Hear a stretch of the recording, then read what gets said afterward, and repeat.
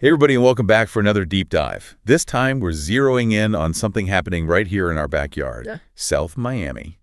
Yeah, a proposed redevelopment project. Now, before you go thinking, oh, another construction project in Miami, and trust me, I get it. This one's got some layers to it that I think are worth a closer look. Definitely. We're not just talking about a new coat of paint here, right?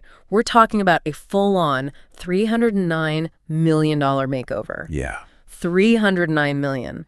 That's not chump change, even for Miami. No. And it's a huge chunk of the city, too. We're talking 4.5 acres. Basically, about like 3 football fields all being redeveloped at the same time. And get this, the proposal's got all the usual suspects in the mix. Yeah. New residential, new commercial spaces, a new municipal building.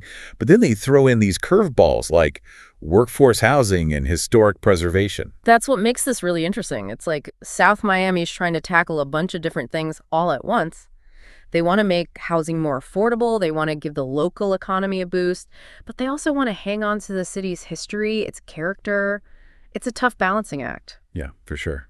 Let's break down this whole workforce housing thing for a second, because it seems to be a big part of the plan. So they're basically saying they want to reserve a certain number of these new apartments for middle-income earners, which, let's be real, are becoming harder and harder to find in Miami these days, especially when it comes to renting. Yeah, workforce housing is all about trying to create housing options for people who, they make too much money to qualify for low-income housing programs. Those are always in high demand.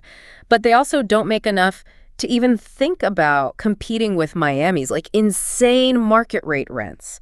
We're talking about teachers, nurses, firefighters, young professionals just starting out. These are the people who keep our city running, and they're being pushed out. Yeah. It's a real problem. No, totally. And I've seen this firsthand.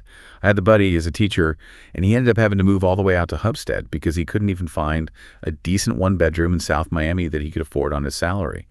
So, you can see why a project like this that's trying to make it possible for people like him to actually live and work in the city, it's a big deal. It is. It is. And it's not just about building new places to live, right? They're also talking about sprucing up Jean Willis Park and giving this historic landmark, the Sylvia Martin building, a much-needed facelift. Exactly. And that right there, that's a sign of how cities are starting to rethink development.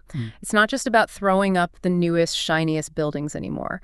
There's this growing awareness that if you want a city to have soul, to have a real identity, you've got to preserve its history, its green spaces. It's about finding that balance, letting the old and the new work together. Totally, totally. Now, obviously, none of this comes cheap.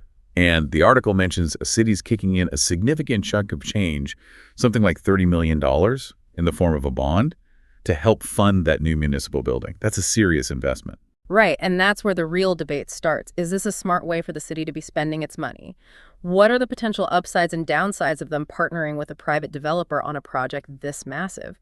These are complicated questions, no easy answers. On the one hand, the city using bonds, it can really give a project like this the financial push it needs to get off the ground. Right. But on the other hand, if the project doesn't bring in the revenue that everyone's hoping for, the city could end up having to pay back those bonds. And that's a risk cities have to think long and hard about. Absolutely, yeah.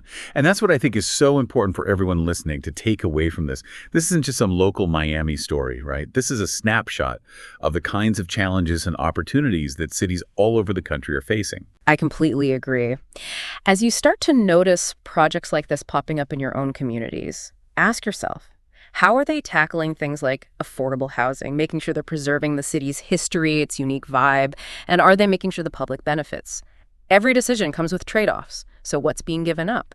And maybe the most important question of all, what kind of future do you want to see for your city? Don't be afraid to speak up. Make your voice heard. You have a say in shaping the place where you live. Couldn't have said it better myself. Thanks for joining us for another deep dive, everyone, and we'll catch you next time.